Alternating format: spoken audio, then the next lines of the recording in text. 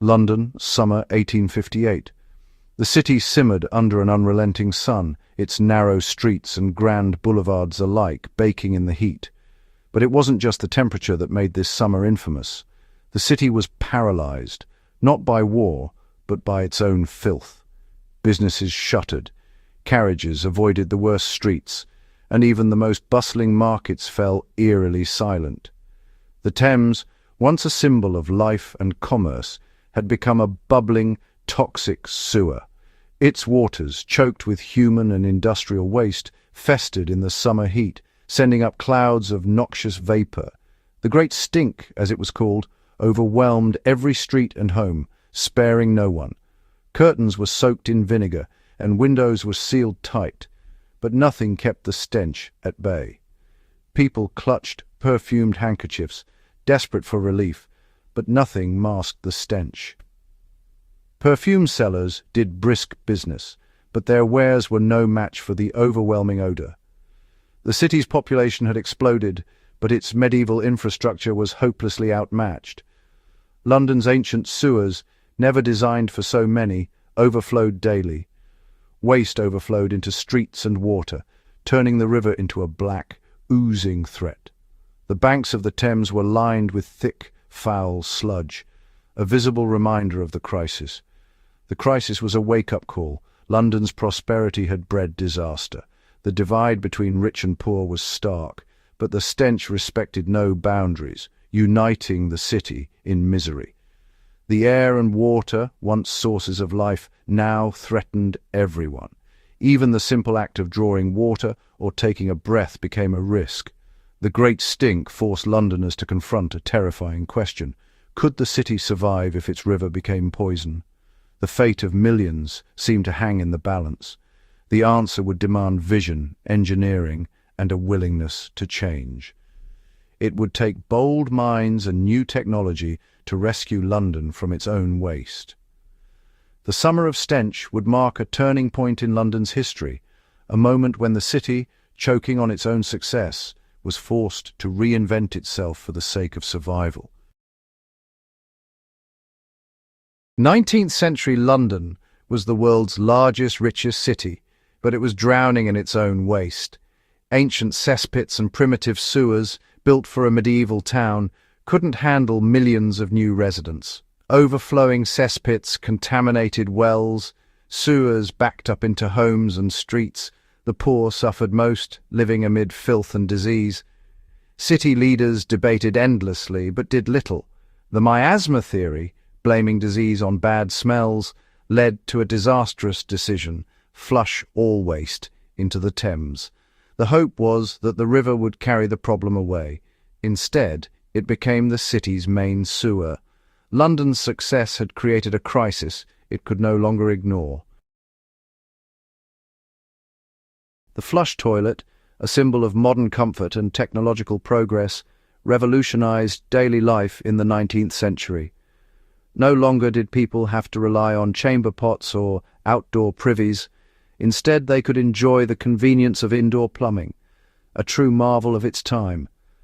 As the flush toilet became common in London homes, it quickly became a status symbol, representing cleanliness and modernity. Families proudly installed these new fixtures, believing they were embracing a healthier, more civilized way of living. But with every flush, gallons of waste surged into the city's fragile and outdated sewers, which were never designed to handle such a sudden increase in volume. The infrastructure strained under the pressure, unable to keep up with the growing population and their new habits. Laws soon required all new homes to connect directly to the sewers, and even old cesspits were retrofitted to link in as well. The city's underground network expanded rapidly, but the waste had to go somewhere. The result was catastrophic. A tidal wave of raw sewage poured straight into the Thames, overwhelming the riverbanks and filling the air with a foul stench that lingered for miles. The river, once a vital source of drinking water and recreation for Londoners, was now transformed into a toxic conduit for disease, its waters darkened and deadly. Ironically, the very invention meant to make homes cleaner and safer was now poisoning the city itself. turning progress into peril. Londoners, in their quest for hygiene and comfort, had unwittingly created a public health nightmare. Outbreaks of cholera and other diseases swept through the city, fueled by contaminated water and poor sanitation. The flush toilet, intended as a leap forward, instead accelerated London's descent into crisis, exposing the dark side of unchecked innovation. The river could no longer cope. Fish died, the water became undrinkable, and the stage was set for disaster. In the rush for progress, London had turned its lifeblood into a deadly threat. By the 1850s, the Thames was a river of death, thick, brown, and reeking. Water companies still drew drinking water from its polluted depths. Londoners drank a diluted mix of their own waste. Cholera epidemics swept the city, killing thousands. Dr. John Snow traced the disease to contaminated water, not bad air, but his findings were ignored. Authorities focused on eliminating smells, not cleaning water.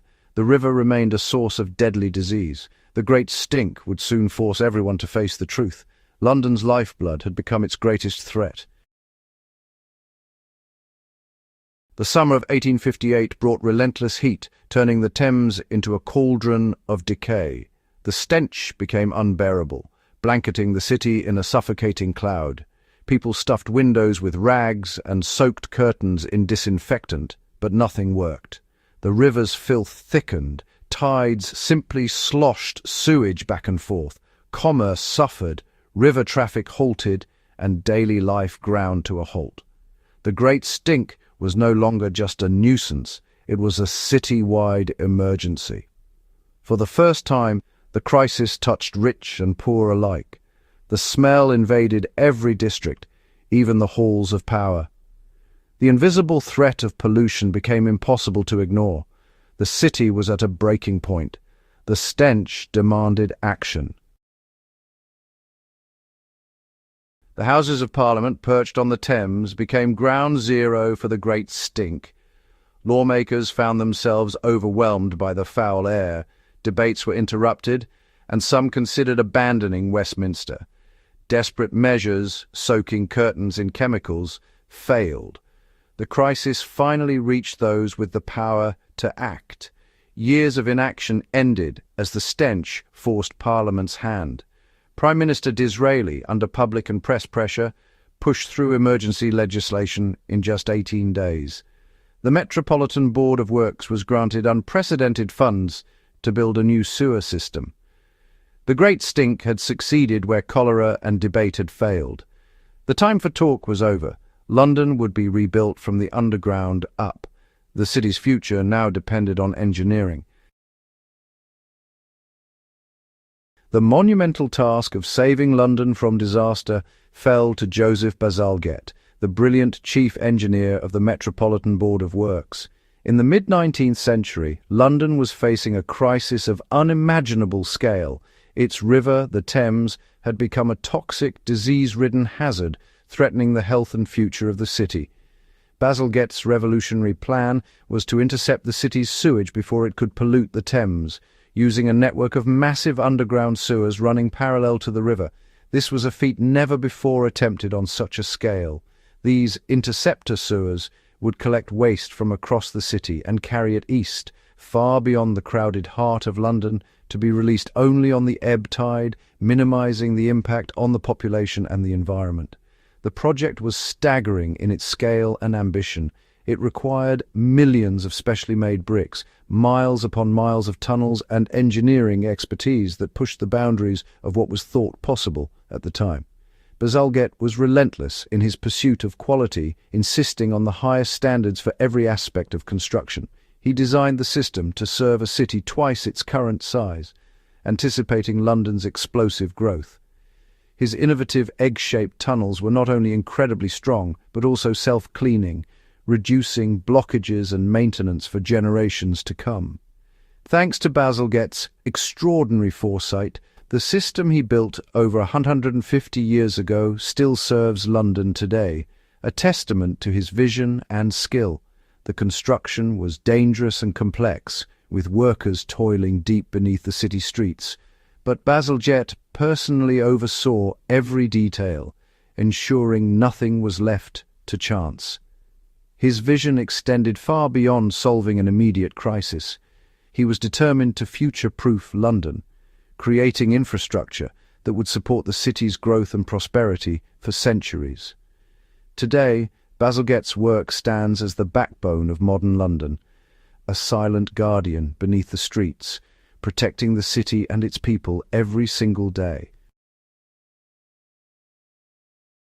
Bazalgette's sewers transformed London. Raw sewage stopped flowing into the Thames, the river began to recover, cholera vanished and public health improved dramatically. Infant mortality dropped and life expectancy rose. The Victorian sewer system, much of it still in use, stands as a testament to Bazalgette's genius.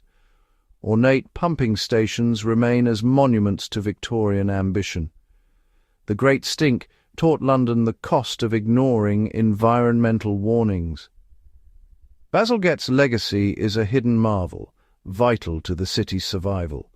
The lesson: bold, forward-thinking infrastructure is an investment in the future. London's survival was cast in iron and brick, a legacy for generations to come.